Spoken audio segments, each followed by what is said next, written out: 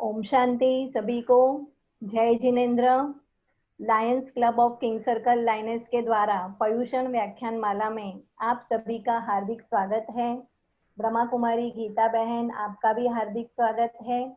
और आज का व्याख्यान शुरू करने से पहले हम नवकार महामंत्र और मांगलिक के द्वारा करेंगे। ओम नमो अरिहंताणं, ओम नमो सिद्धाणं, ओम नमो आयर्याणं, ओम नमो अजायाणं, नमो लोये सवताऊणं, एतो पंच नमोकारो सव पावपणासलो मंगलानं च सवेसिं, मंगलानं च सवेसिं, परमं हो वै मंगलम्। चत्तारि मंगलम् अरिहन्ता मंगलं सिद्धा मंगलं साहु मंगलं केवली पन्नतो धम्मो मंगलम्।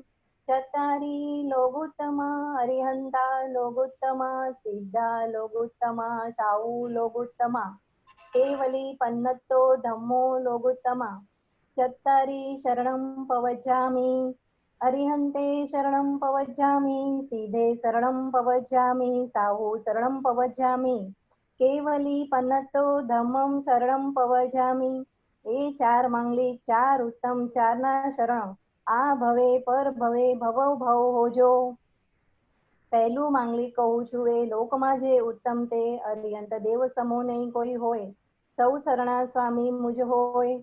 બીજો માંગલિક મનમાં કરો લોકોમાં જે ઉત્તમ ખરો, સિદ્ધ વાતે સિદ્ધાનંદ જે શરણો સ્વામી મુજ હોય। હૃદય ધરન ત્રીજો માંગલિક એમ અવસ્થિતિ લોકોમાં જે ઉત્તમ જતી, સાધુ શરણો જે અનુસરે સંસાર સાગર સુલભ તરે। ચોથું માંગલિક એમ અવધાર કેવળી પ્રભર્યો ધર્મ સંભાળ, ચાળે રોગોનો શક ભવ મરણ સાચું કોઈ જીનવર શરણ। એ ચાર માંગલિક, ચાર ઉત્તમ, ચારના શરણ કરે નર જે ભવ સાગરમાં ન બુડે જે। સકળ કર્મનો એનો અંત, મોક્ષ તણો સુખ દેહ અનંત। ભાવ ધરીને જે ગુણ ગાય તે જ ભવ તરીને મુક્તે જાય। સંસારમાં ઈ શરણાચર અવર શરણો ન કોઈ, જે નર નારી આદરે તે અક્ષય અવિચલ પદ હોય। અનંત ચોવીસી જીન નમો સિદ્ધ અનંત કોડ, જે મુનિવર મોક્ષે ગયા તેમને વંદુ બે કર જોડ। દોય કોડી કેવલ ધરા વિયર માન જીન વિષ, કર્મ ખપાવાને કારણે સાધુજી સર્વ નમો નિષદીન। અંગૂઠે અમૃત વસે લબ્ધિ તણા ભંડાર, તે ગુરુ ગૌતમ ને સમરીએ मन वंचित पड़दातार। ए चार मांगलिक, चार उत्तम, चारना शरणा आ भवे पर भवे भवो भव होजो। और आज का जो हमारा टॉपिक है वो है कर्म की गति बलवान। और आज की जो प्रभावना होगी वो होगी दीनाबेन उदानी के, उदानी है जिनका नाम, उनके तरफ से है, और ये है गायत्री गौशाला के लिए। तो अभी हम सब सुनेंगे ब्रह्मा कुमारी गीता बहन को।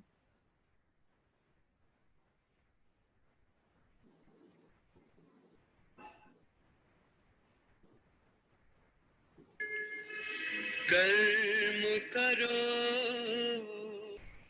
ऐसे भाई तुम, पड़े न फिर पछताना, पड़े न फिर पछताना।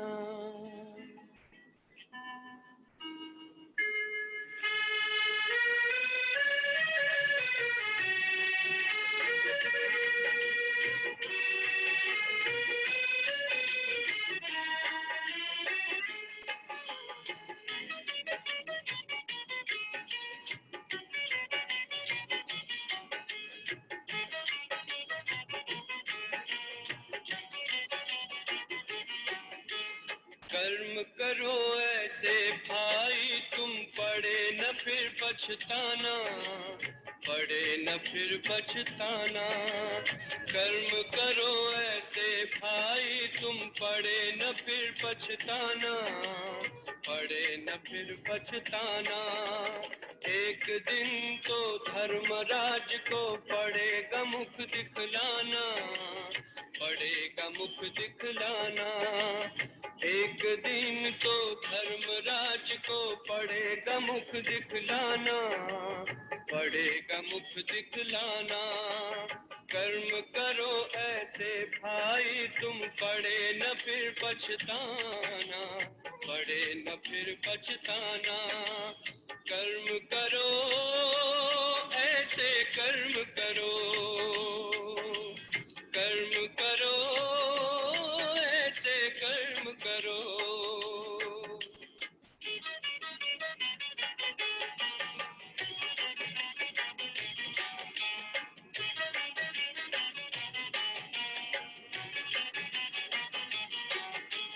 मन में औरों के लिए तुम शुभ संकल्प चलाओ, निंदा करता है जो तुम्हारी अपना उसे बनाओ।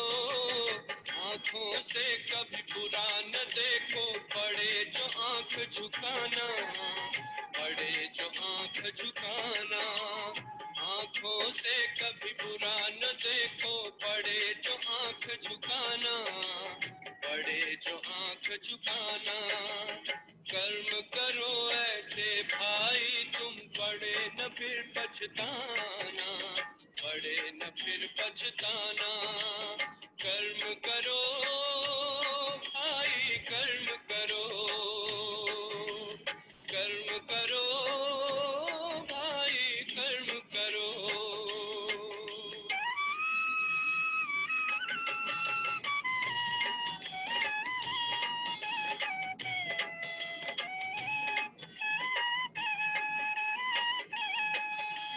मुख से औरों को दुख देने वाले बोल न बोलो, अपने मुख से ज्ञान रतन भंडारे अब तुम खोलो। कानों से कभी सुनो न ऐसा, पड़े जो कान कटाना, पड़े जो कान कटाना। कानों से कभी सुनो न ऐसा, पड़े जो कान कटाना, पड़े जो कान कटाना। कर्म करो ऐसे भाई तुम पड़े न फिर पछताना, पड़े न फिर पछताना। कर्म करो ऐसे कर्म करो, कर्म करो ऐसे कर्म करो।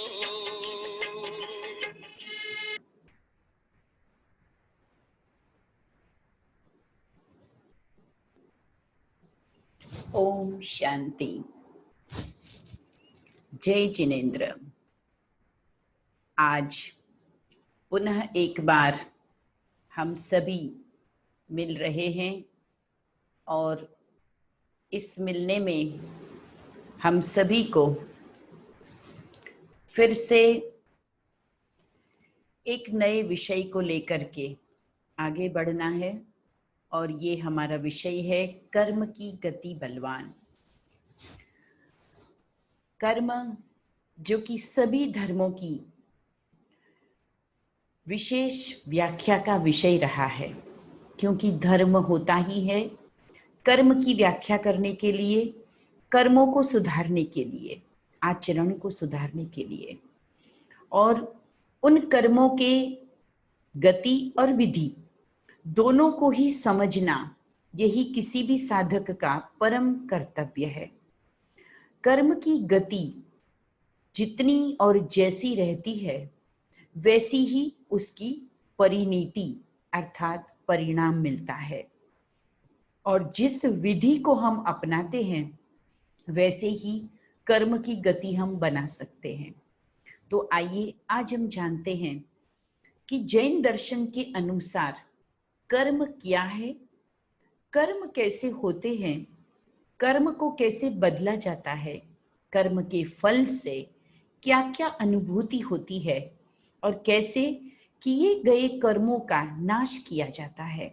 क्या सभी कर्मों का नाश होता है या मनुष्य कर्म से कभी छूट ही नहीं सकता है? क्या हम हमेशा कर्म के साथ ही रहते हैं क्या कभी कोई सारे कर्मों से मुक्त हो सकता है? इन सारी बातों को लेकर के हमें आज अच्छी तरह से जानना है कि जीवन इन कर्मों के आधार पे ही किसी का दिखाई देता है कि वो प्रशंसा, मान, सम्मान, सुख सब कुछ प्राप्त कर रहा है, और एक व्यक्ति जो कि प्रयास कर रहा है लेकिन न सफलता प्राप्त करता, न किसी की प्रशंसा प्राप्त करता, और न ही उसके जीवन में वो खुश रहता। तो ये कहीं ना कहीं उसके कर्मों की ही बात है। और ये कर्म जैन दर्शन के अनुसार पुद्गलों से निर्माण होते हैं। पुद्गल अर्थात ऐसे सूक्ष्म कण जो इस पृथ्वी पर अनंत में विद्यमान है, और उनका स्पर्श होते ही आत्मा में, जो इस धरा पर हम आए हैं, हम में कर्म करने की भावना उत्पन्न होती है। जैसे कि कोई चीज को देखा, देखना भी एक कर्म हुआ। वो चीज थी तो देखा, देखने के बाद उसके आधार पे उसमें अच्छाई या बुराई का जो मन का विचार मिक्स हुआ, और उसके बाद वो कर्म या तो सुकर्म या कोई भी बुरा कर्म हुआ।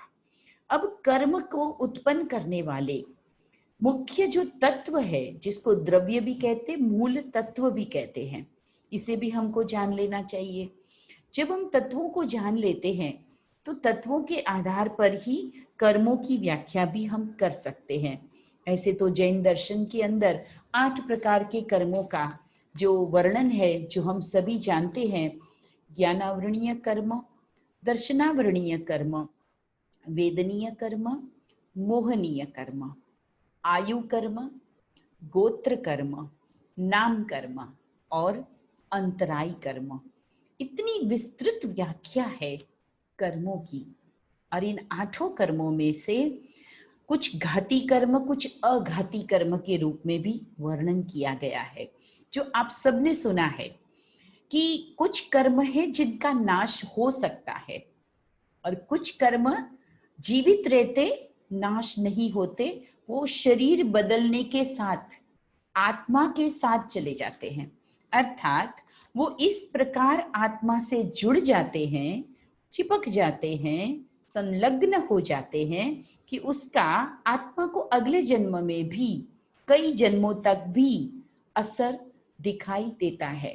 न केवल मुझे, अन्य को भी दिखाई देता है। जैसे किसी घर में बच्चे का जन्म होते ही उसके हाव भाव, क्रिया कलाप, बहुत सी चीजों से ऐसा दिखाई देता है कि कहीं ना कहीं ये आत्मा श्रेष्ठ कर्म को लेकर आई है। और कभी कभी ये भी दिखाई देता है कि जीवन में श्रेष्ठ कर्म नहीं है, और इसी के कारण ये आते ही तकलीफ या दुख का अनुभव करता है।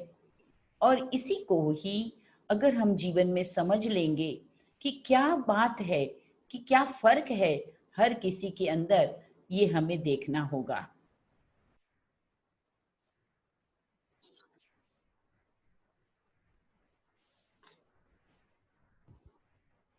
तो पाप और पुण्य,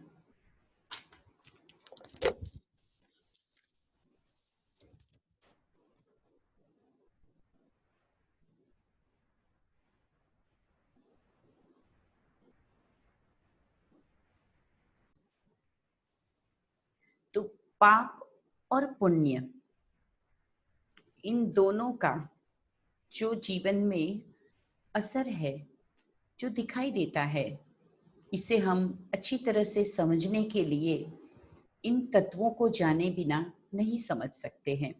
और इन तत्वों का ज्ञान ये जैन दर्शन के अंदर ही मिलता है। मुझे बहुत खुशी है कि वास्तव में जैन दर्शन ही है जो इतना विशाल रूप से कर्म को समझाने के लिए तत्वों का ज्ञान देता है।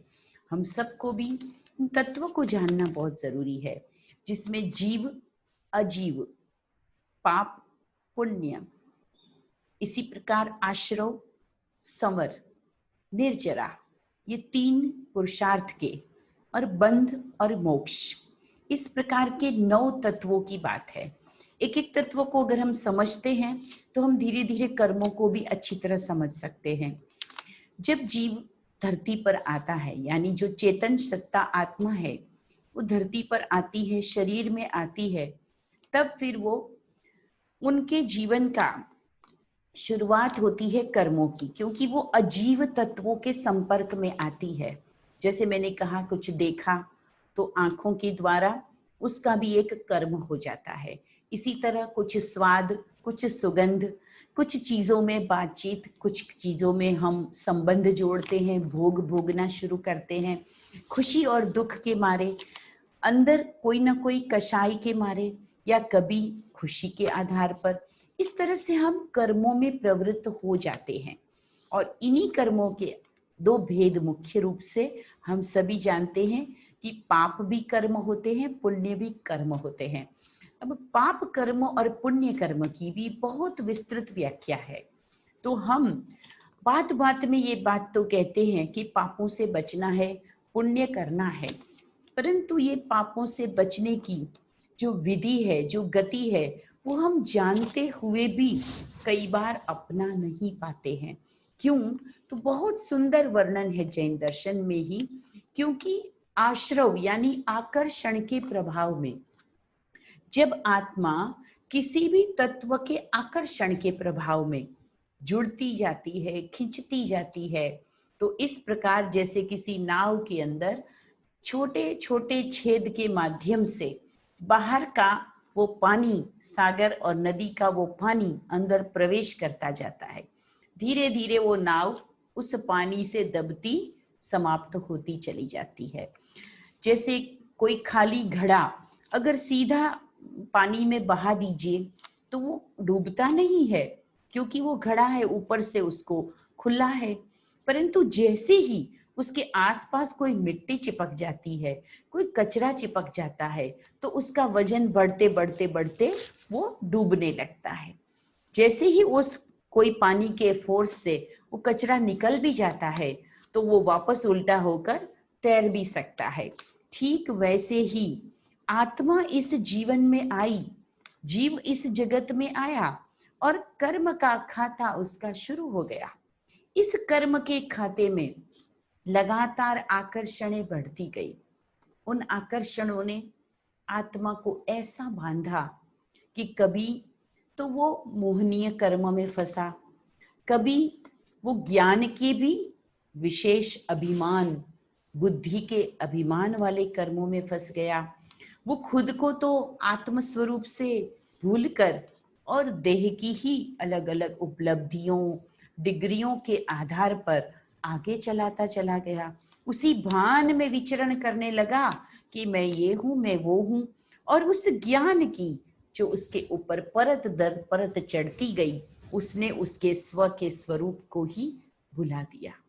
ये बहुत करुण वास्तविकता है कि हमें लगता है कि हम जैसे जैसे बड़े होते हैं वैसे वैसे हम बहुत कुछ बनते जाते हैं, बहुत कुछ सीखते जाते हैं, बहुत सी डिग्री, बहुत सी बातें हासिल करते हैं, पद, पदवी, अनेक प्रकार की चीजें। परंतु हकीकत ये है कि हम ये सारे आवरण अपने ऊपर चढ़ा रहे हैं, और उन आवरणों के आधार पर अंदर जो मूल तत्व है कि मैं चेतन सत्ता हूं, उसे कहीं ना कहीं हम दबाते जाते हैं, भूलते जाते हैं। इस वस्तु को समझना, इसी को ही ज्ञान कहते हैं।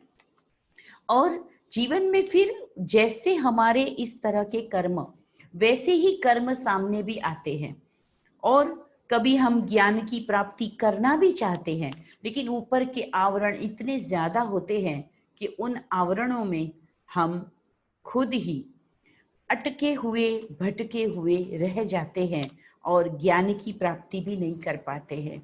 जो बहुत बार कहते हैं ना कि स्वाध्याय में जाना चाहते, व्याख्यान में जाना चाहते हैं, ध्यान समाधि करना चाहते हैं, परंतु ऐसा ही कुछ जीवन में ड्यूटी है, इसी तरह का जीवन में कुछ न कुछ जो प्राप्तियां हैं उसी में ही हम इतने फंसे हुए हैं कि हम कभी उसके लिए समय ही नहीं निकाल पाते हैं, जानकारी हासिल नहीं कर पाते हैं। तो ये भी एक जीवन का बहुत बड़ा अवरोध है। इन अवरोधों को भी पार करना और बाहर निकलना, यही श्रेष्ठ कर्म का बहुत बड़ा हिम्मत का कदम है। इस हिम्मत के कदम के लिए ज्ञान का, प्रेरणा का, फोर्स बहुत जरूरी होता है। नहीं तो हमारे पास बहुत सारे एक्सक्यूजेस, बहाने होते हैं कि हम इस कारण, हम उस कारण कर नहीं पाते हैं, परंतु हकीकत ये है कि हम खुद कौन है यही हम भूल गए हैं। तो फिर ज्ञान आवरणीय कर्म सामने आते हैं। जब कभी भी ज्ञानावरणीय कर्म सामने आते हैं तो हम देखते हैं कि ज्ञान की समझ आत्मा में उतरने में ही बहुत परेशानी या विघ्न आते हैं। कुछ लोगों को ज्ञान की कितनी भी अनुभूति की बातें, प्रेरणादायी बातें बहुत फोर्सफुली की जाती है, लेकिन फिर भी वो इन बातों को जीवन में कर ही नहीं पाते हैं, समझ ही नहीं पाते हैं, या जिसको कहते हैं ना कि उनके आत्मा के अंदर तक, दिल तक वो बातें उतर ही नहीं पाती है। तो ऐसे लगता है कि कहीं ना कहीं कोई आवरण बीच में ऐसा है जो ज्ञान का फोर्स आ रहा है लेकिन अंदर जा नहीं रहा है। तो ज्ञानावरणीय कर्म इस तरह से हमारे सामने आते हैं और वो हमारे ही द्वारा पूर्व में किए हुए तत्वों के साथ मिलकर, तत्वों की आकर्षण में आकर, खुद को भुलाकर चलने से ही ये चीजें हमारे जीवन में आई है।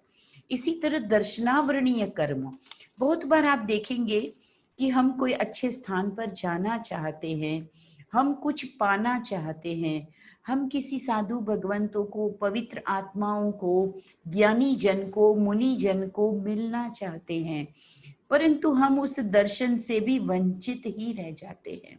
तब भी कहते हैं ना कि कोई ना कोई मेरा कर्म बीच में आ गया जिसने मुझे आज इस दर्शन से वंचित किया। हम जो खुद अपना दर्शन करना चाहते हैं वो भी कभी कभी हम नहीं कर पाते हैं। दर्शनावरणीय कर्म भी मेरे पूर्व में हुए कर्म है, और इस दर्शनावरणीय कर्म का हम ये उदाहरण भी जान सकते हैं कि जैसे आप किसी ऑफिस तक तो पहुंच गए, किसी अस्पताल तक तो पहुंच गए, लेकिन वहां के वॉचमैन ने या वहां के कंपाउंडर ने या वहां के जो ऑफिस बॉय है उसने आपको वहां के मुख्य जो डॉक्टर है, जो ऑफिसर है, उससे आपको मिलने ही नहीं दिया, तो आप कहेंगे कि ये मेरे लिए बीच में अवरोध बन गया, बाधा बन गया। तो वास्तव में हमारे कर्म इस तरह हमको प्रभु दर्शन से, प्रभु की प्राप्ति से, ज्ञान की प्राप्ति से बीच में अवरोध बन करके हमें रोक देते हैं। तो इसे कहेंगे दर्शनावरणीय कर्म।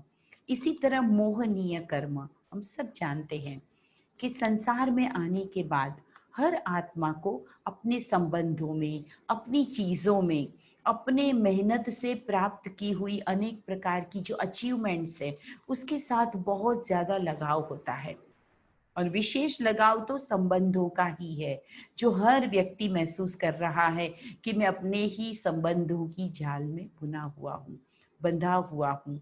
और ये मोहनीय कर्म आत्मा को ऐसा बांध के रखते हैं कि परमात्मा के साथ उसका जो संबंध है आत्मा का, उसे तो वो भुला ही देता है। वो जिस घर से, प्रभु के धाम से आया है और जहाँ जाना है, उस घर को तो वो भूल ही जाता है। संसारिक घर को ही वो इतना लगाव से हर समय बुद्धि में लेकर और उसी घर को सजाने में, उसी घर के सारे काम करने में ही उसका समय पूरा हो जाता है। इस प्रकार का मोह होता है। अपने धन, अपने बैंक बैलेंस, अपने अनेक प्रकार के खुद की जो प्रशंसा हो गई, उससे भी इंसान को मोह हो जाता है कि मैं भी कुछ हूँ। और इस तरह का मोह हमेशा एक प्रकार से बाधा है। तो ये मोहनीय कर्म है जो हमारे जीवन में एक बाधा बन करके आते हैं। इसी तरह से जीवन में आयु कर्म, आयु कर्म अर्थात जो, जैसे हमारा ये शरीर है, जब उसकी भी कुछ लिमिटेशंस है, जब कभी हम देखते हैं कि मैं पहले तो दौड़ दौड़ करके साधना कर लेती थी, जल्दी उठ करके सारे काम करके व्याख्यान में चली जाती थी, अभी मेरा शरीर मुझे ये सब करने को अलाउ नहीं करता है। तो ये भी आयु कर्म कि मैं इस शरीर की जो विभिन्न अवस्थाएं हैं उसके आधार पे इस कर्म से बंधी हुई हूँ। तो वास्तव में ये जो आयु है, इस आयु के लिए मैं एक बहुत सुंदर बात आपको कहना चाहूंगी। हम जो मानते हैं कि मैं इस उम्र की हूँ और इसलिए मेरा शरीर और मेरी ताकत, मेरी लिमिटेशंस इतनी इतनी है, थोड़ा इससे भूल जाकर एक नए एंगल से सोचना शुरू करना चाहिए।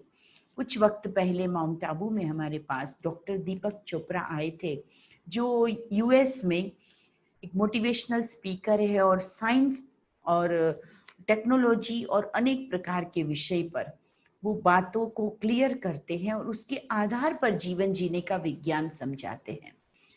जो विज्ञान केवल साधन या टेक्निक बनाता है, उसी विज्ञान को, उसी रिसर्च को अगर हम अपने जीवन के लिए यूज करना शुरू करें तो वाकई बहुत काम हो सकता है। और ये बात उन्होंने कही कि जो हमारा ये मानव देह है, इस मानव देह में हम जो कर्म कर रहे हैं, हम जो जीवन व्यतीत कर रहे हैं, इस जीवन की वास्तविकता क्या है? आप प्रतिदिन श्वास ले रहे हैं, प्रतिदिन आप श्वास छोड़ रहे हैं।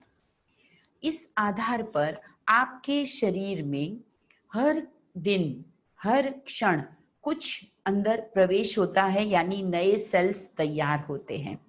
इसी तरह जब हम उच्छ्वास के रूप में, मलमूत्र के रूप में जो भी त्याग करते हैं, शरीर से हम बाहर निकालते हैं, तो उसके साथ साथ शरीर के बहुत सारे सेल्स खत्म होते हैं और शरीर से अलग हो जाते हैं, बाहर निकल जाते हैं।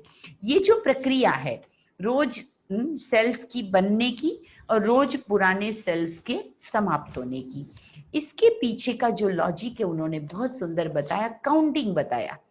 काउंटिंग ये है कि जितने हम श्वास लेते हैं, जिस तरह से हमारी बॉडी में सेल्स बनते हैं, मरते हैं, ये जो पूरी प्रक्रिया है, इस प्रक्रिया के तहत हम लोग पूरे 6 से 8 महीने में लगभग इस प्रकार की प्रक्रिया में पूरे नए सेल्स को क्रिएट करते हैं। 6 या 8 महीने तक में पूरी बॉडी के सारे सेल्स बदल जाते हैं। अब इसका मतलब कि पूरा मेरा बॉडी ही हर 6-8 मास के बाद में नया होता है। वो सेल्स तो पुराने चले गए, जिसमें वीकनेस थी, जिसमें न्यूट्रन, प्रोटीन, विटामिन, न्यूट्रिशंस की कमी थी या ज्यादा था, जो भी था वो तो मर गया। और अब ये जो मेरे पास है वो पिछले 6 महीने वाला है, ताजा है। अब आप सोचिए आयु क्या है। आयु तो मैंने यहाँ सोच के रखा है कि मैं धरती पे आया तब से लेकर मेरी ये आयु है, लेकिन हकीकत में इस बॉडी को तो रीजनरेट होना है, रिन्यूअल इसका शुरू होता ही है। सतत प्रक्रिया है पुराने सेल्स को मरना और नया सेल्स बनना। तो जब तक कि हम यहाँ से ये न सोच ले कि मैं बूढ़ा हूँ, मेरी उम्र बढ़ गई है, तब तक वास्तव में शरीर कभी रिस्पॉन्ड नहीं करेगा कि मैं ये नहीं कर सकता। थोड़ी सुनने में बात अजीब लगती है, लेकिन ये हकीकत है। और इसीलिए दुनिया में दृढ़ संकल्प वाले बहुत से लोग हैं जो अपनी बड़ी आयु में भी एक छोटी वय के व्यक्ति से भी कहीं ज्यादा काम करके दिखा रहे हैं। और ये कारण है क्योंकि उन्होंने एनर्जी को बनाए रखा है। उन्होंने कभी भी यहाँ ये स्वीकार नहीं किया कि मैं अब धीरे धीरे कमजोर हो गया हूँ, मैं धीरे धीरे अशक्त हो गया हूँ, ये कभी उन्होंने स्वीकार नहीं किया। हम यहाँ से स्वीकार करने लग जाते हैं तो बहुत छोटी उम्र में भी शरीर सभी प्रकार से निर्बल हो जाता है। और ये चीजें भी आज दुनिया में दिखाई देती है कि जब हम दुनिया में देखते हैं कि कई युवा छोटी छोटी बातों में इतने निराश, इतने हताश हो जाते हैं कि वो ये कहते हैं कि अब मेरा जीवन कोई काम का नहीं, मैं कुछ काम का नहीं, मेरा शरीर कुछ काम का नहीं, और वो जीवन को समाप्त कर देते हैं या उस निराशा के कारण कई रोगों का शिकार होके उनका जीवन बेकार हो जाता है।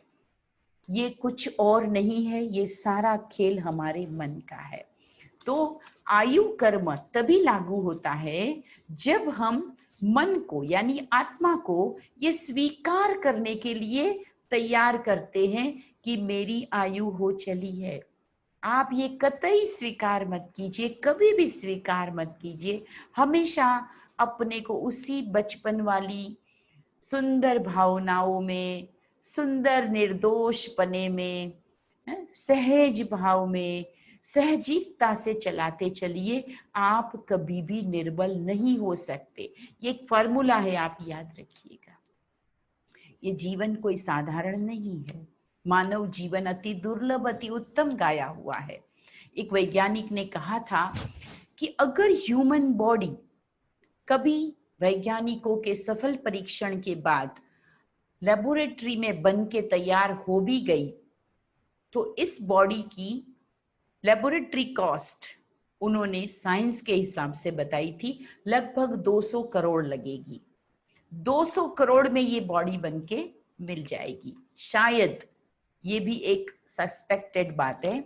अब आप सोचिए कि ये जो शरीर है जो आज हमें मिला है वो कितना उपयोगी है, परंतु हम इस शरीर के अंदर बैठ करके क्या सोच रहे हैं, कैसा सोच रहे हैं, और उस आधार पे इस शरीर को हम क्या दे रहे हैं। इस शरीर में बैठकर आत्मा जो सोचती है वो सारे बॉडी को मिलता है, जो करती है उसका प्रभाव सारे बॉडी पर पड़ता है। इसलिए कर्मों की गति को जानना बहुत जरूरी है। आयु कर्म ऐसे ही नहीं बंधते। इस जीवन को, इस शरीर को सही श्रेष्ठ यूज करने के बजाय हम उसे भोग विलास में डाले रखते हैं, अनेक प्रकार की चिंता उदासी में डाले रखते हैं। अंदर अंदर अंदर अंदर कई पाप कर्मों की ही हमारे जीवन में प्रवेशता होती रहती है। झूठ चोरी ठगी के आधार पे गलत धन उपार्जन करते हैं, गलत चीजों का आहार करते हैं, गलत वाणी बोलते हैं और उससे फिर अनेक जगह पर दुख का वातावरण बनाते हैं, कईयों के जीवन में तकलीफ उत्पन्न करते हैं। तो इन सब के कारण हम इतने अनमोल बॉडी को भी धीरे धीरे पापी बना देते हैं, कमजोर बना देते हैं। आयु कर्म तब तक आपको नहीं लगेगा जब तक कि आप श्रेष्ठ संकल्पों में बाल सुलभ साहजिकता में जीते रहेंगे। जब जब भी आप अपने को बड़ा बना देते हैं, बड़ा समझ लेते हैं, तब तब ही जीवन में अधिक कषायों की उत्पत्ति होती है। किसी ने कहा है कि एक बच्चा, 1 साल तक का बच्चा, आपके आसपास कोई बच्चा हो तो थोड़ा याद कर लीजिए, कितनी बार मुस्कुराता है। बहुत सुंदर बात कही है कि 24 घंटे में, एक सर्वे के आधार पे कहा गया, 24 घंटे में 1 साल तक का जो बच्चा है वो 250 से 300 बार मुस्कुराता है। सोचिए, 250 से 300 बार मुस्कुराता है बच्चा।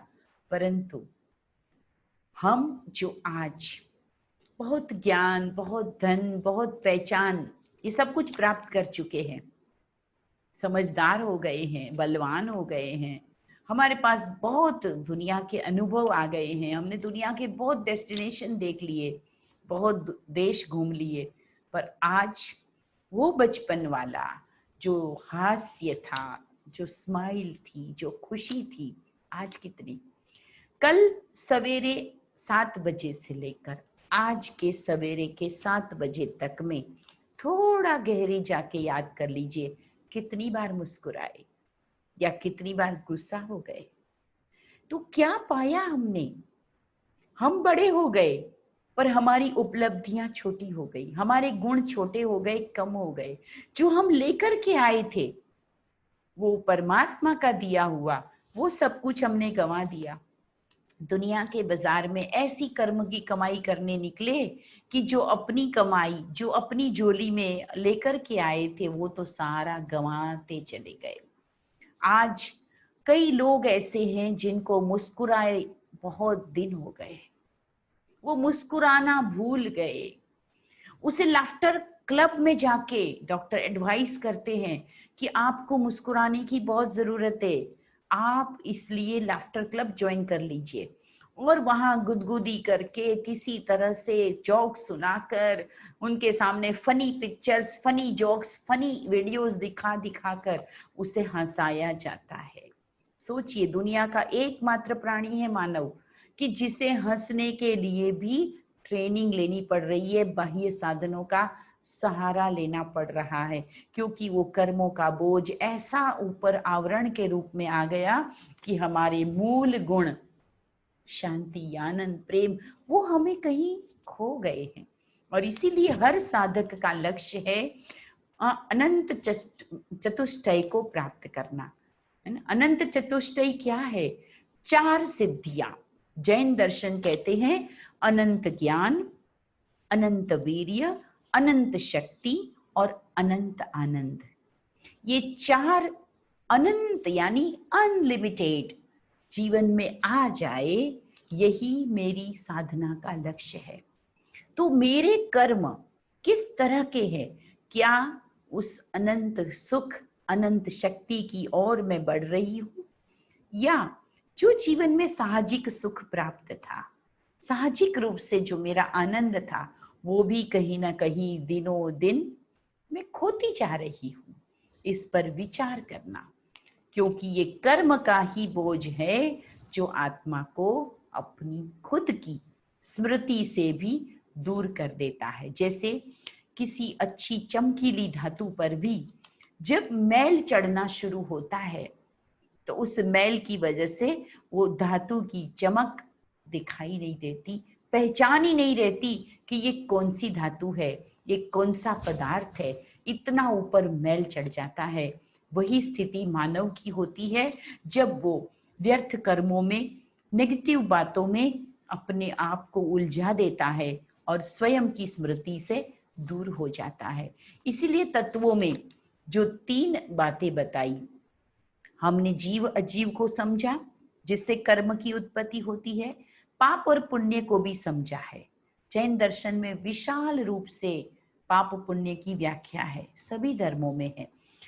पुण्य जो कि हमने 18 प्रकार के पापों को नाश करने के लिए 9 प्रकार के पुण्य, इसका विस्तृत ज्ञान लिया हुआ है। पदार्थ पुण्य भी है और योग पुण्य भी है और विनय पुण्य भी है। तो 4 प्रकार के पदार्थ पुण्य है, वस्त्रदान, अन्नदान, जल और स्थान। किसी को हमने स्थान दिया, किसी को हमने सोने की व्यवस्था की, किसी को हमने जल पिलाया, भोजन कराया, किसी को हमने स्थान दिया। इस प्रकार के हम जिस भी व्यवस्था करते हैं, चाहे वो साधु जनों को किया, जरूरतमंदों को किया, जिस किसी के लिए किया, वो मेरा पदार्थ पुण्य है। जीवन में जो पदार्थ मिले हैं, उनमें सारे पदार्थों का हम जीवन भर में भी उपयोग नहीं कर पाते हैं। हर एक के पास कुछ न कुछ प्लस में होता है। जो मेरे पास सरप्लस है, जो मेरे उपयोग से अधिक मेरे पास है, वो तो आखिर या तो मैं संसार में छोड़ के जाऊंगी या तो अपने हाथ से खर्च करके जाऊंगी, साथ तो लेके जा नहीं सकती हूँ। चॉइस मेरी है, मुझे यूज करना है, यूज करने के लिए काफी है, उससे तो वो अधिक है। तब फिर छोड़ के जाना है, तो वो तो आप सभी विचार कर सकते हैं किसके लिए और कितना छोड़ना है। तो फिर तीसरा ऑप्शन, मैं अपने हाथ से उस पदार्थ को अपने पुण्य में बदल दूं। पदार्थ को पुण्य में बदलने के लिए उसका दान हम करते हैं, किसी को सहयोग देते हैं। इसी तरह से योग पुण्य, मन, वाणी और कर्म, इन तीनों से जो भी हम कर सकते हैं वो हम श्रेष्ठ कर्म करके अपने पुण्य को प्राप्त करते हैं। किसी को वाणी से सुख दिया, किसी की प्रशंसा की, किसी को राहत दी, सांत्वना दी। कोई उदास हो गया था, बीमार था, हमने उसकी साता पूछी, प्रेम दिया, अच्छी बातें की, वो हल्का हो गया। बहुत बार हम ये भी नहीं कर पाते हैं। बहुत लोग ऐसे हैं दुनिया में जो कहते हैं कि मेरे साथ कोई नहीं है, जब मैं दुखी होता हूँ तो मुझे सांत्वना तक मेरे घर में नहीं मिलती। जिस घर में वो रहता है उस घर में उसे सांत्वना भी नहीं मिलती, तो ये भी एक कैसा कर्म का खेल है। तो पदार्थ पुण्य, योग पुण्य और विनय पुण्य। विनय के लिए तो हम सभी जानते हैं कि धर्म के प्रति हमारा विनय हो। जो ज्ञानी पुरुष है, ज्ञानी आत्माएं हैं, उनके लिए हमारा विनय हो, हम उनकी जो सेवा कर सके, हम उनको जो भी सहयोग दे सके जिससे कि वो और अधिक ज्ञान का प्रचार करे, धर्म की बातें सबको सुनाए, धर्म लाभ दे, धार्मिक स्थानों में और अधिक व्यवस्था कर पाए, ये सारी ही चीजें हम विनय पुण्य के द्वारा करते हैं। तो इस प्रकार के ये 9 पुण्य और 18 प्रकार के जो पाप हम सभी जानते हैं, अव्रत पाप भी है, योग जो मनवाणी कर्म के पाप भी है, और अनेक प्रकार की सांसारिक मोह के पाप हम सभी करते रहते हैं। और ये सूक्ष्माति सूक्ष्म पाप, जिसमें हिंसा के आधार पे पाप है, झूठ के आधार पे पाप है, प्राणातिपात है ना, मैथुन और मृषावाद, ये सारी चीजें हम जानते हैं, रिपीट कर रहे हैं, परंतु कहीं ना कहीं कर्मों के अधीन होकर आकर्षण, जिसको अगले 3 तत्वों में कहा गया आश्रव, आश्रवों के आकर्षणों के कारण फिर से हम जीवन में बोझ बढ़ाते रहते हैं।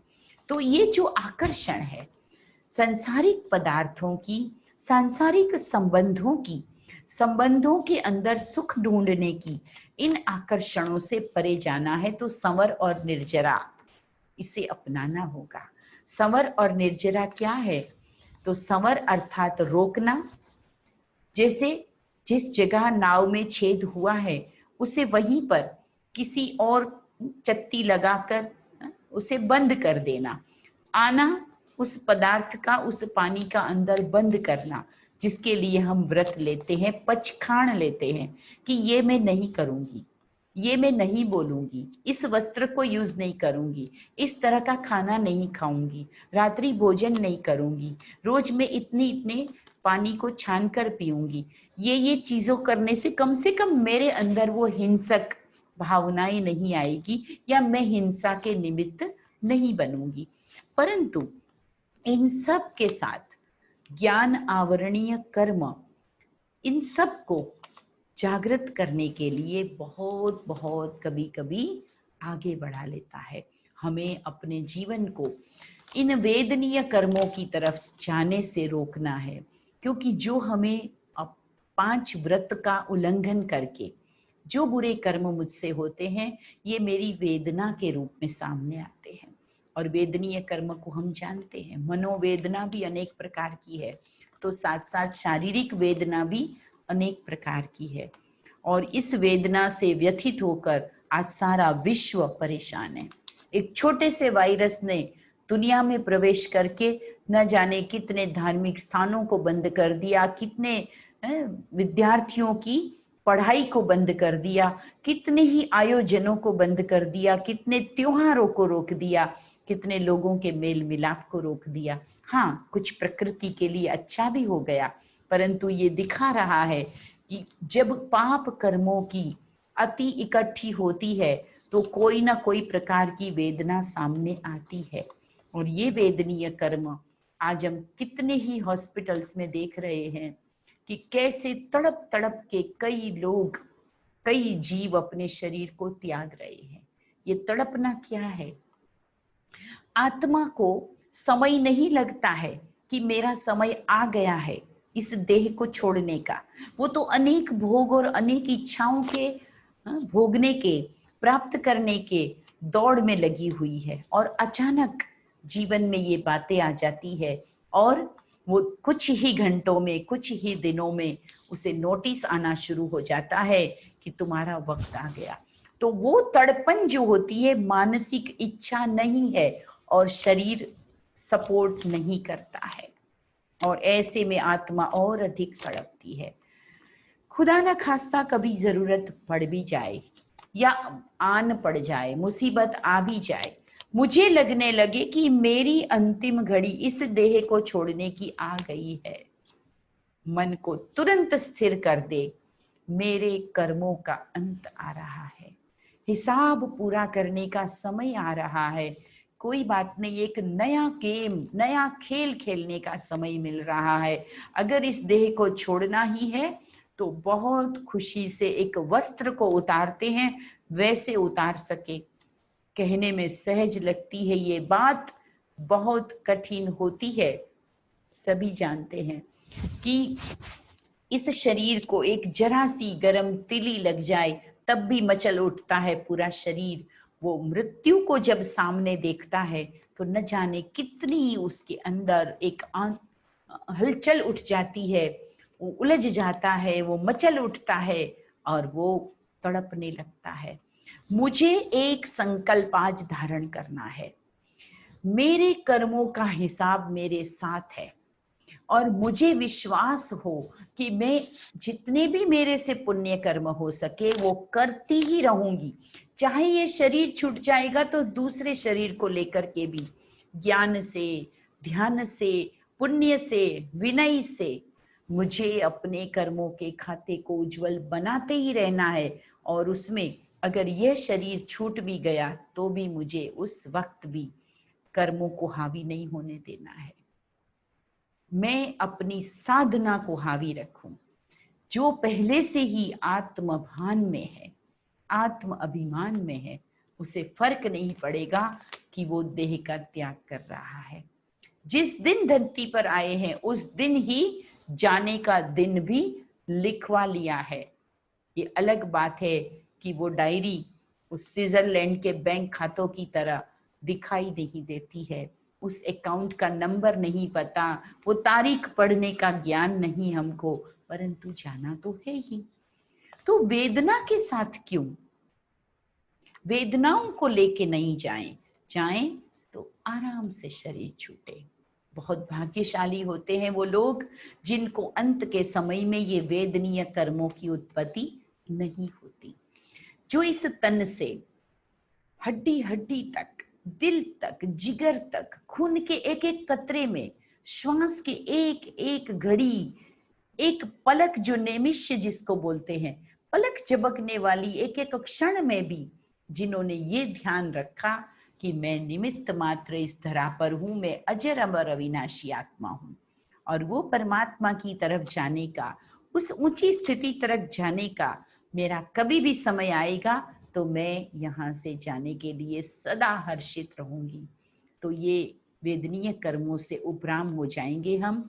इसी तरह गोत्र कर्म और नाम कर्म, इसको भी हम समझते हैं।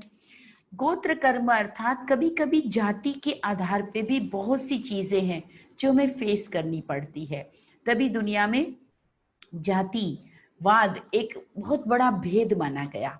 हालांकि अब दुनिया में बहुत परिवर्तन है, मनुष्य जागृत हो गए हैं और जातिवाद ये वाद नहीं रह गया है। मनुष्य तो अपने जीवन से पहचाना जाता है, अपने विचारों से पहचाना जाता है, अपने कर्मों से पहचाना जाता है, परंतु फिर भी इस जाति ने बहुत बार हमारे लिए भी ये एक बाधा खड़ी कर देते हैं, क्योंकि हमने उस जाति के भान में रहकर बहुत बार औरों के साथ व्यवहार किया होता है। अगर हम किसी को जाति आधारित कोई भी बात से न तो तिरस्कार करेंगे, न उससे प्रभावित होंगे, न उसको धुतकारेंगे, न उसका नुकसान करेंगे, तो हमारे साथ भी कभी भी जाति आधारित यानी गोत्र आधारित, जैसे स्त्री हूं, पुरुष हूं, बहुत सी बातें इसलिए भी हम नहीं कर पाते हैं क्योंकि हम किस चोले में हैं। शरीर की और जाति छोड़िए, लेकिन इस शरीर का जो शरीर की बनावट है उसमें कोई नर है, कोई नारी है, तो बहुत सी बातें हैं जो इस कारण भी नहीं कर सकते। हालांकि हमारे 24 तीर्थंकरों में एक मल्लीनाथ जी भी है कि जिन्होंने ये साबित किया कि वो नारी तन में होते हुए भी तीर्थंकर पद को प्राप्त कर सके। हालांकि इस बात पर बहुत सी चर्चा मेरी भी बहुत जगह होती है, क्योंकि मैं एक ऐसे बैकग्राउंड से हूँ जहाँ नारी जाति के द्वारा जगत उद्धार का बहुत बड़ा कार्य हो रहा है, लेकिन कुछ स्थानों पर नारी जाति को प्रमुख पद नहीं मिल पाता है। तो ये भी मैं एक प्रकार से कहूँगी गोत्र कर्म आ जाता है सामने। लेकिन मैं मानती हूँ कि मैं अपने मन से एक नारी सहज जो भावनाएं हैं कि मैं कोमल हूँ, मैं अकेली कुछ नहीं कर सकती, मैं सुरक्षित नहीं हूँ, अकेली हूँ, तो इस प्रकार की भावनाओं को कभी ना आने दे। मैं तो शक्ति हूँ, मैं ऑलमाइटी अथॉरिटी हूँ, मैं जो चाहूं कर सकती हूँ, क्योंकि ईश्वर हम सबको समान शक्तियां बांट के देते हैं। ये हम ही है जो उसको स्वीकार करते समय अपने मन में ये भान ले आते हैं कि मैं स्त्री हूं या मैं पुरुष हूं।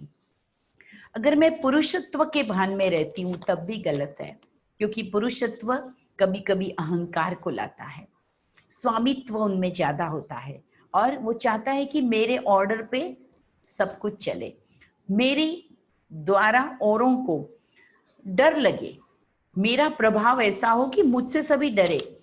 हालांकि ये भावनाएं अब बदल रही है, लेकिन फिर भी कहीं कहीं ये होती है, तो ये भी गोत्र कर्म है जो उनके लिए एक अवरोध बन जाता है। अगर मैंने अपने इस शरीर के भान से किसी को भी अलग तरह से ट्रीट किया, तकलीफ पहुंचाई, तो मेरे साथ भी कभी ना कभी ये गोत्र कर्म सामने आके खड़े होते हैं। और इसलिए हम अपने जीवन में किसी भी बाधा को अनुभव नहीं करते, तभी हम कर्मातीत कहलाते हैं, कर्म से परे, कर्मातीत।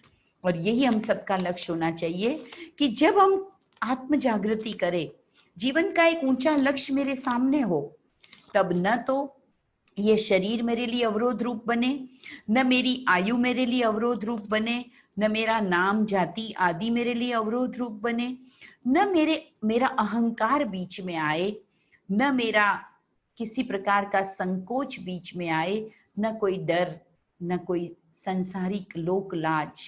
बहुत बार ये भी एक बहुत लोक लाज के कारण भी व्यक्ति पीछे रह जाता है।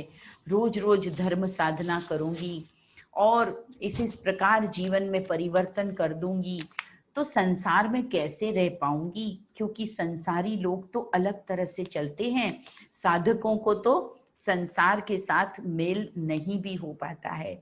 एक कहावत भी है कि जगत और भगत दोनों की दोस्ती होना मुश्किल होता है।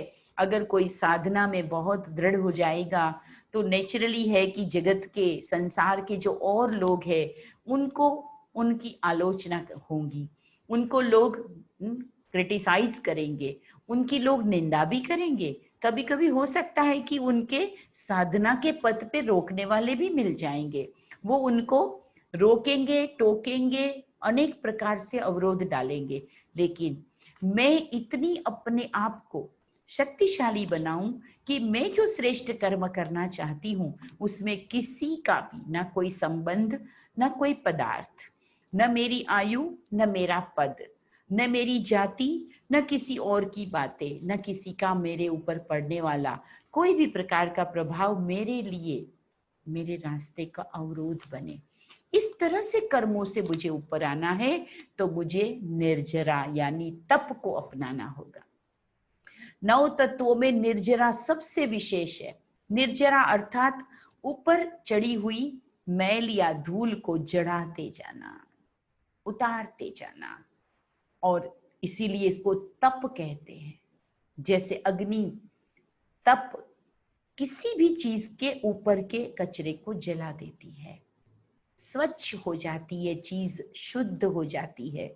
सोने को भी गलाया जाता है और ईंट को भी कच्चे से पक्का करने के लिए भट्ठी में डाला जाता है।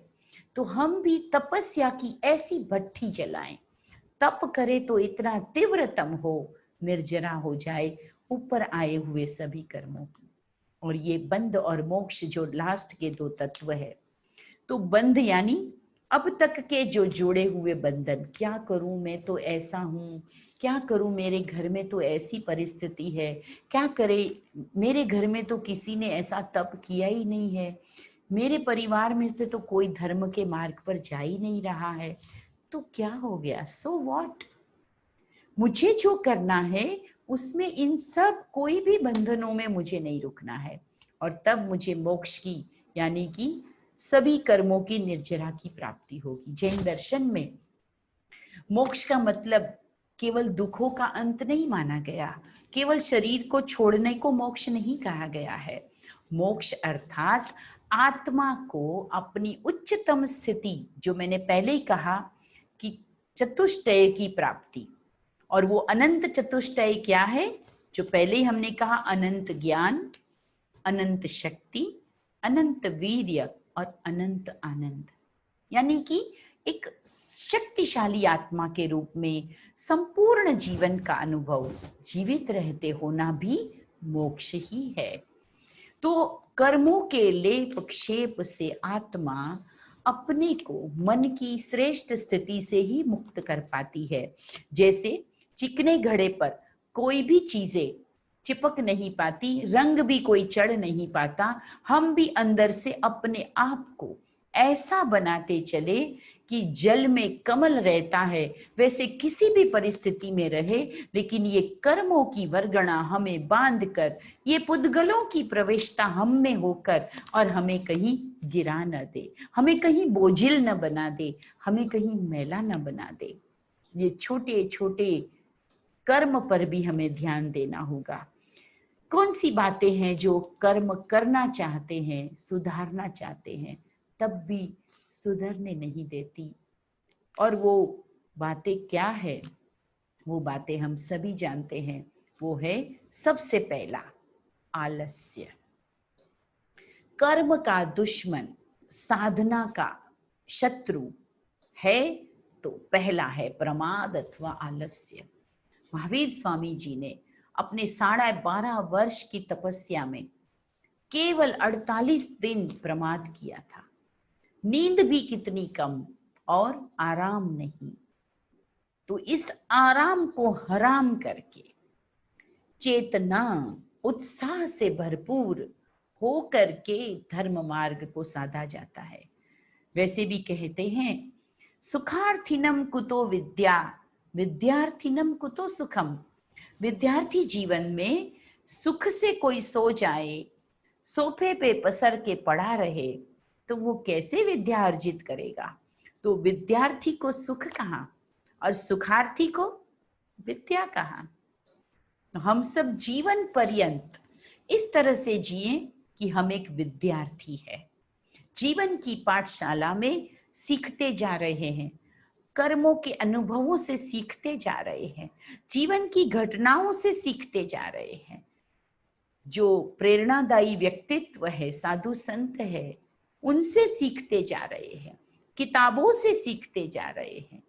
बहुत बार तो अपने दुश्मनों से भी सीखते जा रहे हैं, क्योंकि दुश्मन भी ये बताता है कि मैं इसलिए तुम्हारे पास हूँ, इसलिए तुम्हारे आसपास हूँ, ताकि तुम अलर्ट रहो, एक्टिव रहो। किसी ने कहा है ना, निंदक नियरे राखिए, जो बिन पानी बिन साबुन के मैल मेरा धोता रहे। निंदक को नियरे राखिए, पास रखिए। दुश्मन भी आसपास होना बहुत अच्छा है। वो सिखाता है कि मैं देख रहा हूँ, मैं तुम्हारी एक एक बात को नोट कर रहा हूँ। देखिए, कईयों के पड़ोसी ऐसे होते हैं, वो पूरा ध्यान रखते हैं, ये मंदिर कब जाते हैं, क्या करते हैं, घर में कभी इनके झगड़ा तो होता नहीं, जिस दिन होता है उस दिन जरूर बात बात में वो जानने की कोशिश करेंगे, आज क्या हुआ था आपके घर में। ऐसा कोई आसपास व्यक्ति रहता है तो ये हमारा परम सौभाग्य है। क्यों? कि उसके कारण भी कभी कभी मेरा अपने ऊपर ध्यान जाएगा। वैसे भी मनुष्य ये तो भूल गया है कि कर्म राज देख रहा है, कर्मों का हिसाब मुझे देना है, ये तो भूल गया है। तो कम से कम आस पड़ोस में कोई निंदक हो, कोई क्रिटिसाइज करने वाला हो, ऐसा कोई पड़ोसी हो तो बहुत अच्छा है। उसे कहो कि तुम घर कभी खाली मत करना, तुम मेरी कॉलोनी में, मेरे पड़ोस के फ्लैट में जरूर रहना, क्योंकि तुम्हारे कारण मेरा खुद के ऊपर ध्यान जाता है। मुझे पता चलता है कि कौन सी चीजें हैं जो दूसरों की नजरों में ठीक नहीं है। और किसी ने ये भी कहा है, हे भगवान मुझे अपने दोस्तों से बचाना, दुश्मनों से तो मैं खुद निपट लूंगा। ऐसे दोस्त जो आपकी हर गलती में, आपके गुनाह में भी आपके लिए तालियां बजाते रहे, सदा आपके साथ खड़े हो जाएं, आपको अप्रिशिएट करते रहे, वो दोस्त नहीं है, वो ही सबसे बड़े दुश्मन है। इसलिए कहा, खुदा मुझे अपने दोस्तों से बचाना। दुश्मनों को तो मैं जानता हूँ और उससे मैं निपट भी लूंगा। बहुत से लोग ऐसे होंगे हमारे आसपास जो मेरे बुरे कर्म में भी जो मेरे दुराचरण है उसमें भी कभी कभी मुझे सपोर्ट करने लगेंगे। हाँ हाँ कर लीजिए, ऐसे तो कुछ नहीं होता है, ऐसा पैसा कमाना ही पड़ता है, 2 नंबर की कमाई तो चाहिए। 1 नंबर में होता क्या है, सिर्फ सैलरी में होता क्या है, कुछ तो ऊपर की कमाई करेंगे तब तो घर चलेगा। बच्चों को सरकारी स्कूल में थोड़ी पढ़ाना है, अच्छे स्कूलों में भी तो पढ़ाना है, बच्चों के भविष्य के लिए भी तो कुछ जमा करना है, थोड़ी बहुत तो रिश्वत लेनी पड़ती है। अंडर टेबल प्रोसेस, कुछ तो टेबल के ऊपर काम होते हैं, कुछ टेबल के नीचे से, और वो व्यक्ति कर लेता है। क्यों कि समाज में यही हो रहा है, सभी कहेंगे हाँ मैं भी ऐसे ही करता हूँ, थोड़ी बिजली की चोरी मुझे भी करनी पड़ती, कितना बिल भरेंगे, थोड़ा बहुत तो मैं भी कमाई करता हूँ दूसरे 2 नंबर की, और वो हमें अप्रिशिएट करके, हमें सपोर्ट करके हमें भी उस कर्म में डाल देते हैं। बचना बहुत जरूरी है। तब ये कहा कर्म की गति बड़ी बलवान है, सबसे बच जाएंगे, कर्म से नहीं बचेंगे। तो एक तो आलस कभी ना करे, दूसरा किसी के प्रभाव में ना आए, और तीसरा अहंकार के वश भी बहुत बार हम अपनी बुरी आदतों को, अपने एटीट्यूड को, अपनी वृत्ति जो सही नहीं है, परंतु चूंकि मुझे अभिमान है तो मैं उस अपनी बुरी वृत्ति को, चाहे उससे कई लोग परेशान हो रहे, लेकिन मैं उसे छोड़ने को तैयार नहीं हूं, मेरे में विनम्रता नहीं होती, मैंने कह दिया ना होना ही चाहिए, चाहे वो गलत है, लेकिन अब चूंकि मेरे मुख से निकल गया है तो मैं उसे पकड़ के रखती हूँ अहंकारवश, कि कल को मैं ये कहूं कि ओहो मैं पहले गलत थी, ये सॉरी कहना, ये क्षमा मांगना, ये खुद को एक्सक्यूज करना या खुद को प्रेजेंट करना कि आई वॉज रॉन्ग, ये भी मनुष्य नहीं कर पाता। और बहुत बार एक गलती के पीछे 100 गलतियां वो केवल उस अहंकार के कारण कर बैठता है। जैसे मैं कईयों को उदाहरण देती हूँ कि शर्ट का ऊपर का बटन अगर गलत बंद हो गया तो नीचे के सारे बटन गलत ही बंद होंगे, वो कभी सही नहीं हो सकते। इसी तरह मनुष्य एक गलती करता है पर अहंकार के वश उसे स्वीकार नहीं करता, कई लोग उसे कहते हैं, वो मानता नहीं है, और फिर उसको छुपाने के लिए या उसको सपोर्ट करने के लिए दूसरी गलती, फिर तीसरी गलती, फिर चौथी गलती, ऐसे कर्मों के लेप शेप लगते ही रहते हैं। अहंकार बहुत बड़ा कर्मों का खाता बना देता है। तो निरहंकारी बनेंगे तब कर्म गति को सुधार सकेंगे, निर्लोभी बनेंगे तब कर्म को सुधार सकेंगे, निर्मोही बनेंगे तो कर्म का प्रभाव नहीं पड़ेगा। तो इन सभी कषायों से मुक्त होकर श्रेष्ठ और पुण्य कार्यों में अपने आप को व्यस्त रखे। एक और बात मैं कहना चाहती हूँ कि दुनिया में सबसे खराब क्षण जो पाप कर्म कराने वाला है वो है फ्री रहना। भाइयों बहनों, कभी फ्री मत रहना, अपने आप को व्यस्त रखो। मस्त रहना है तो व्यस्त रहना जरूरी है। जो अकेला हो गया, जो खाली बैठ गया, फ्री हो गया, कोई काम नहीं, उसको जरूर उल्टे सीधे विचार और कर्म ही सूझते हैं। आज मैं बहुत बार देखती हूँ लोग रात को 12-1 बजे तक इंटरनेट पे लगे हैं। क्यों? रात को ही समय मिलता है, किस चीज का समय है? तो ये जो फ्री टाइम है, आजकल लॉकडाउन में भी बहुत लोगों ने सिर्फ अलग अलग साइट्स की विजिट करके, वीडियोस देख के यूट्यूब पे और अनेक प्रकार से टाइम पास किया। इसे भी हमारे जैन दर्शन में भी पाप कहा गया है। वैसे तो सारे इलेक्ट्रॉनिक साधनों को यूज करने से साधु भगवान तो परहेज करते हैं, लेकिन आज हमारी ये मजबूरी है कि हम ऑनलाइन आपसे जुड़े हैं। परंतु इस साधनों के सदुपयोग के बदले फ्री टाइम में उसका दुरुपयोग मैंने कितनी बार किया, इन आंखों से क्या क्या देख लिया, जरा नजर डालना, याद करना, अपनी स्मृति को टटोलना, अपनी मेमोरी की गहराई में जाना।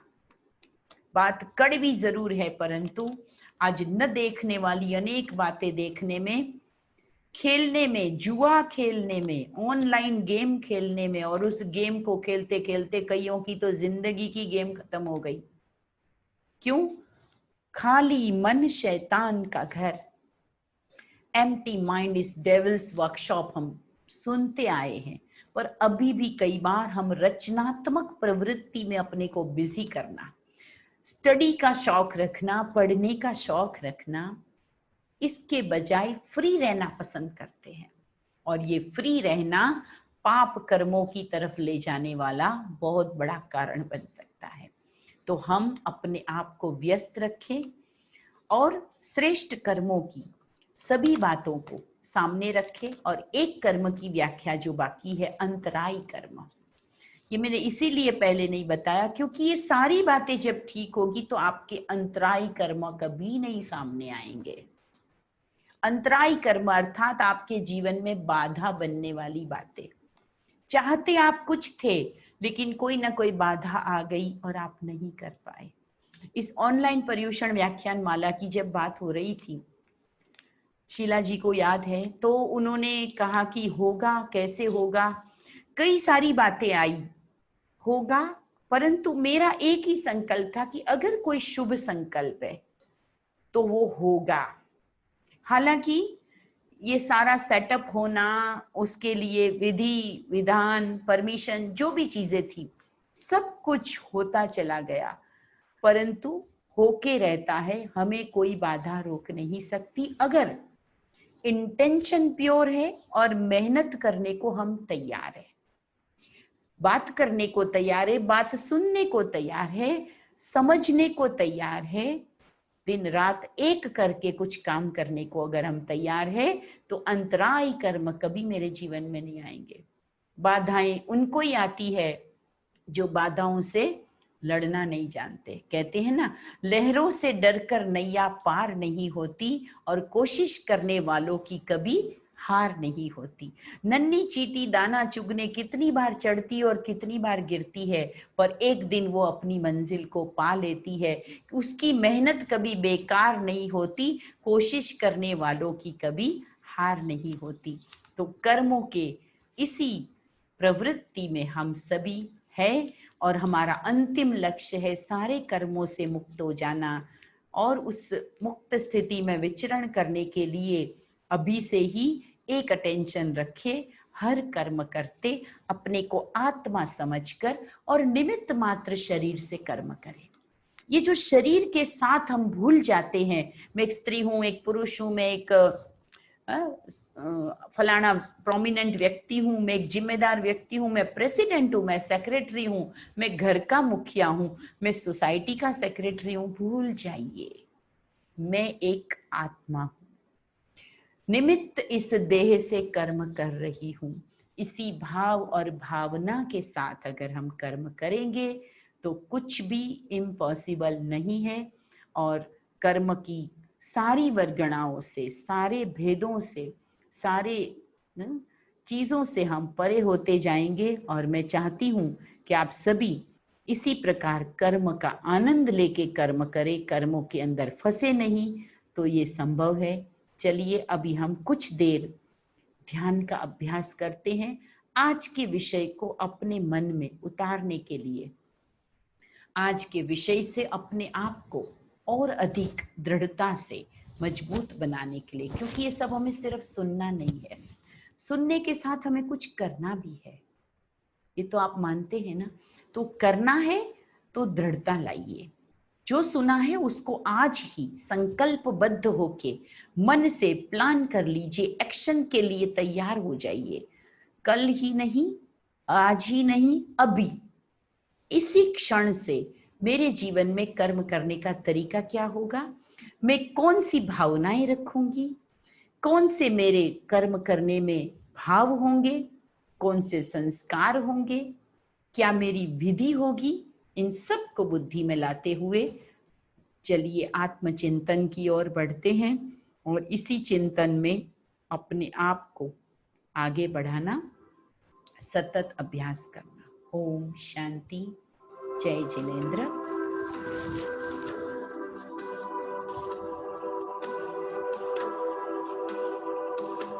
सीधे होकर बैठें और अपने आप को मस्तक के बीच ज्योति के कण के रूप में देखें। मैं एक शुद्ध आत्मा हूँ। इस जीव जगत में जन्म जन्म के कर्म बंध अनुसार इस जन्म को मैंने पाया है।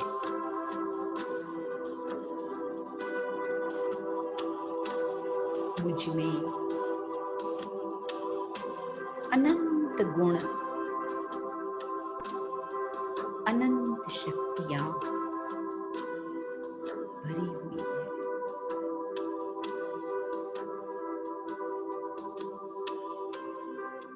मैं प्रभु की इतनी सुंदर रचना हूँ। मुझे इस जीवन में धर्म मिला है, कर्म का ज्ञान मिला है। मैंने सत कर्म को जाना, मैंने पाप कर्म की व्याख्या को भी जाना। अब मैं अपने मन को दृढ़ करके खुद पर विश्वास रखकर श्रेष्ठ कर्म की यात्रा पर निकलती हूँ।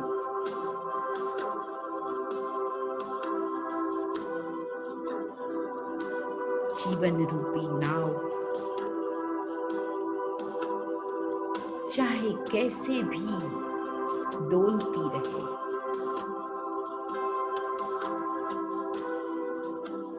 परंतु संसार की झूठी आकर्षणों को लेकर मुझे अपने जीवन को मैला नहीं होने देना है।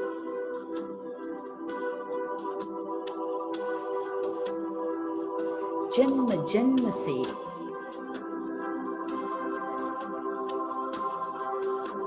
इन्हीं अपवित्र भावनाओं ने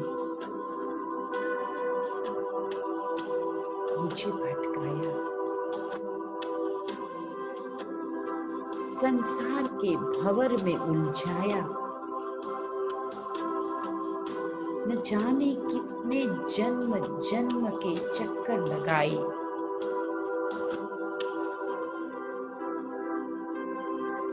लेकिन अब मुझे ज्ञान का तीसरा नेत्र मिला है। मैं इस नेत्र को खुला रख के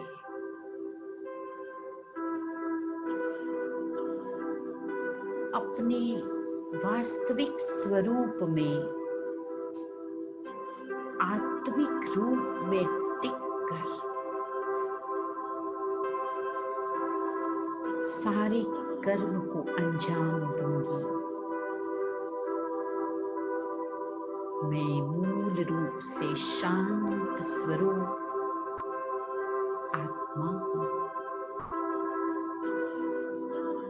मैं आनंद स्वरूप आत्मा हूँ।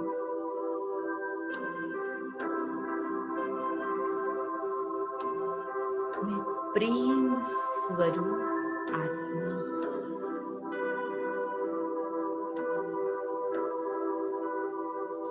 अजर अमर अविनाशी हूँ।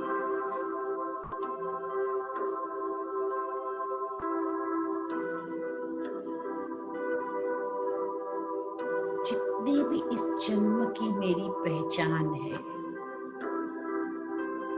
उससे अलग मैं एक शक्ति हूँ।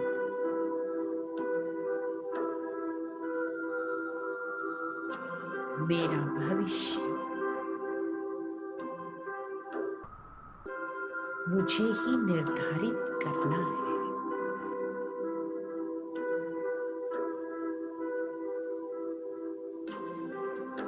मुझ में श्रेष्ठ ज्ञान से ये दिव्य बुद्धि आई है कि मैं जो चाहूं कर सकती हूँ।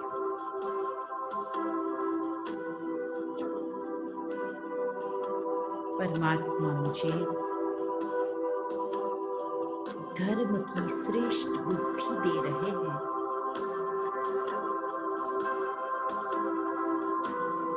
इस बुद्धि को प्राप्त कर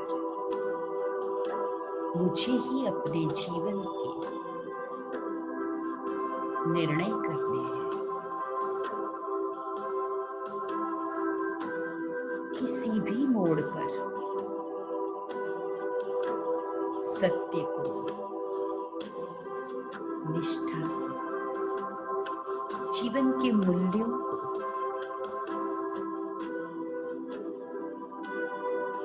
धर्म की धारणाओं को मैं छोड़ नहीं सकती। कर्म का राजा मुझे देख रहा है।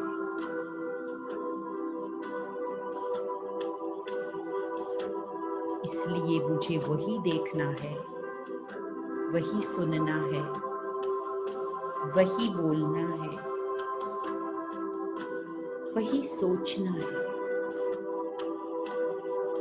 जिसमें मेरी पवित्रता बनी रहे।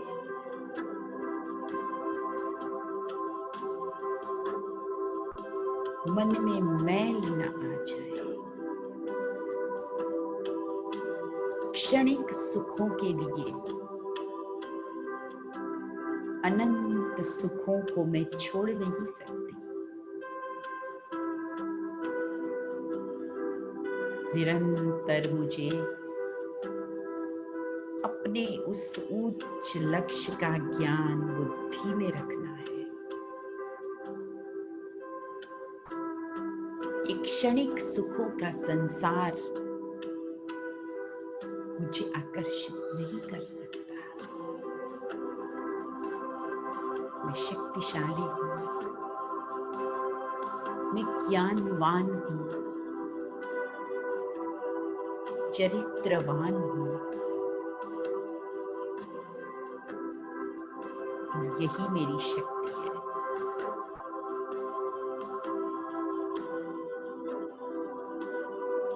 आज से श्रेष्ठ कर्म के पथ पर सुंदर प्लानिंग के साथ मैं आत्मा हर एक्ट करूंगी, कर्म करूंगी। ओम